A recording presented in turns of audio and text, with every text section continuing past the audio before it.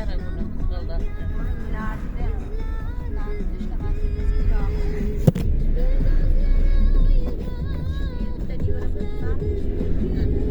Bunu hazır maktab bolalar, haligilar ki pulini terib ketib boryapti. Ha, mana shu pulini olish kerak. Haligi bilmayman, hammasini qo'lida salafan qaysi kuni gul terib beradi. Hamma gruppa gul terib beradi. Maktab bolalar ham bor.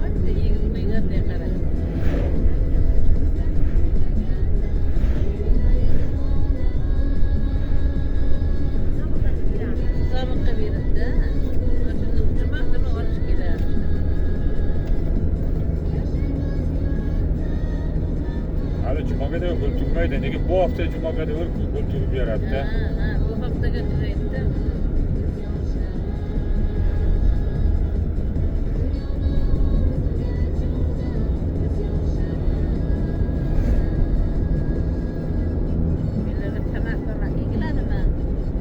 Ya bir klasterga tushgan. Haydab qo'yadi, ekilsa ekmaydi ham.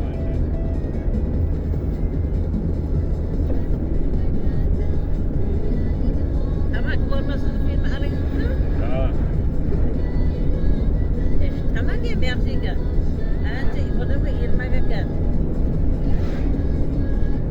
20 so'tek, 30 so'tek shunday olgan. Hammaga qo'rqib ketdi.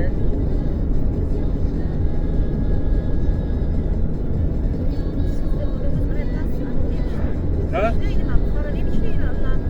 Yo, o'qiyapti, kichkina 30 ga kirdi o'qiyapti. Doktorlikka o'qiyapti. Maylida o'qishda. Samguni tamomlab keldi. Ha, maktabga bir 2 yilda ishladi. Ketib, ota dedi, maktabda ham dedi, dars kam dedi, 1,5 million oylik qilib yuraman dedi. Ha, uyda ishini qilyapsan-ku dedi. Dedi, ikkinchi mutaxassislik bo'yicha dedi, Buxoroga ochilibdi dedi. Borayin dedi. Ha, borsam bor dedi.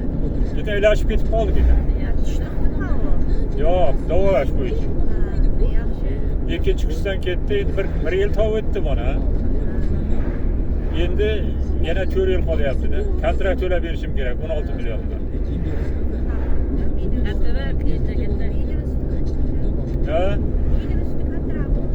Ha, 16 million ekan kontrakt. Ha? Ha, biznesda o'qish yo'q-ku. Ha, ikkinchi kursdan qabul qildi.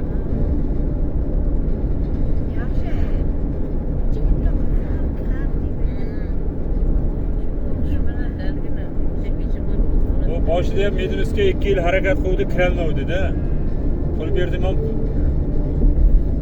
Aliga tashimga pul berdim ham kirolmadi. $5,000 dedi, $5,000 berdim ham kirolmadi. Ha, endi dedi, ketin Samguga kiraman deb Samguga kirdi. O kichkinalarimiz 5 kun bedel uylanganmi? Yo'q. Ola xotindan-ku, Shukrullo hojini hali bojani qiziga, Abrorni qiziga uylandi. Jiyanlaringiz. Beshkapadan u Fard uylangan ikkinchi. Fardam bo'lganlar bilan. Yo, u qancha oldin 2 yil, 5 yil Koreyaga borib keldi. Yana ekzamen topshirdi, yana Koreyaga ketdi. Hozir Koreyadami? Ha, sentyabrda Koreyaga ketdi. Noyabonda nevarasi bo'lmasa birdingizmi?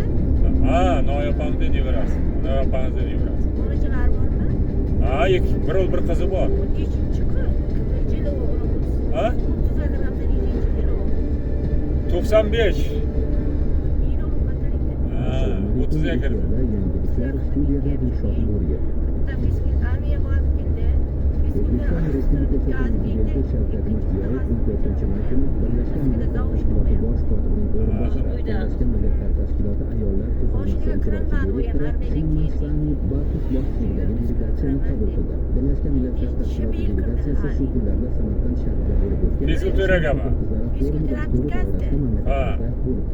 Birlashgan Millatlar Tashkilotining yo'l tenglik masalalari bo'yicha yetakchi instituti rahbari prezidentimiz bosh kotib Antonio Guterreshning samimiy salomli va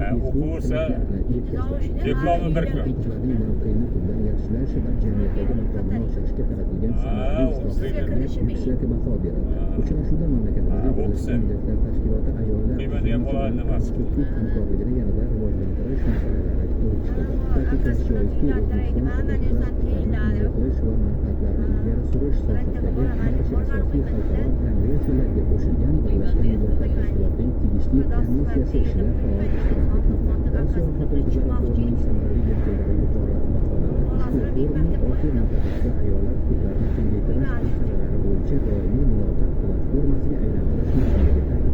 Bu ham ancha uylanmay yurdi, oxir uylanasanmi, uylanmaysanmi? O'qish davomida bo'ladi, o'qish davomida bo'ladi.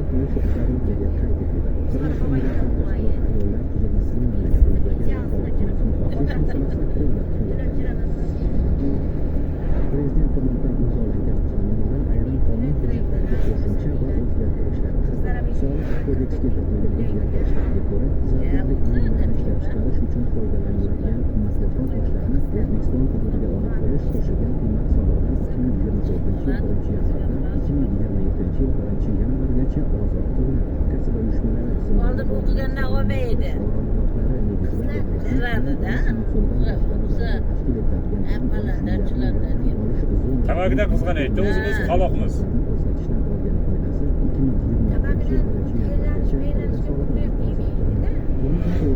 Tayyorlanish degan o'zi yo'q edi, pul edi.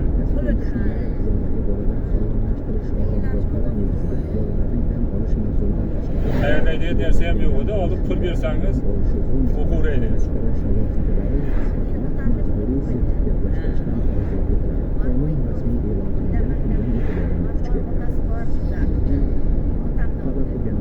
O'zbekiston Respublikasi Prezidenti Shavkat Mirziyoyevning Birlashgan Millatlar Tashkiloti Bosh Assambleyasining 78-sessiyasidagi taklif asosida ijtimoiy va siyosiy huquq hamda imkoniyatlarni kengaytirish masalalariga mintaqaviy yondashuv mavzusidagi Osiyo xotin-qizlari forumi bo'lib o'tdi. Mazkur nufuzli anjumanning ikkinchi kunida ishtirokchilar o'zaro tajribalar bilan o'rtoqlashish, xalqaro tashkilotlar va moliyaviy institutlarning bu boradagi zamonaviy yondashuvlarni o'rganish maqsadida xotin-qizlar va bolalarga nisbatan zo'ravonlikning barcha shaklarini bartaraf etishning mintaqaviy jihatlari, ularning mamlakat ijtimoiy-iqtisodiy rivojlanishiga salbiy ta'sirini bartaraf etish bo'yicha preventiv chora-tadbirlar, mintaqadagi nodavlat tashkilotlarning xotin-qizlarning huquq va manfaatlarini himoya qilishdagi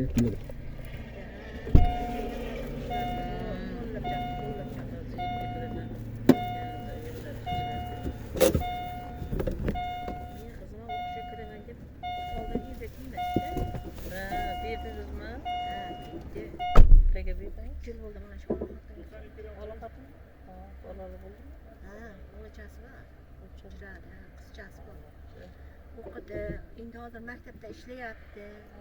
Shu oldin mana qaynonalarimda ular qilaman deydi, qaynam rahmani. Meniki ham bittada, siz ham qizingiz. Ha, bitta meniki ham. Bitta uchun aytaylikki, mana boshim dastqa tegib, jotganimdan beri bildim. Unisikilar qarashadi, bunisikilar qarashadi, qizim qarashay ekan. Shillarga berdi, bu qizim ko'rmadi. Manzur tog'am ikkita oliga kelib, ikki kun oqshom jotib kelsa bo'ladi, rahbaridan mos bo'ldi. Unga otasi bermadi. Mana parda shularga tegdi ulug'a. Parda chiqib kelgan vaqtlar deydi. Ayni shu vaqtlar to'g'ri kelib qoldi. Men berek deyman, otasi bermayman, jotib kelsa bo'ladi, rahbaridan. Aqalla u uyga o'tirib biz uyga kirib, oldiga kirmasa bo'ladi. Keyin nima dedim, otasi baribir degan shitib jiraverdi. Uylanganға tegdi mana. Shuncha jovchi ko'p edi, maktab bitirmasi ko'p edi.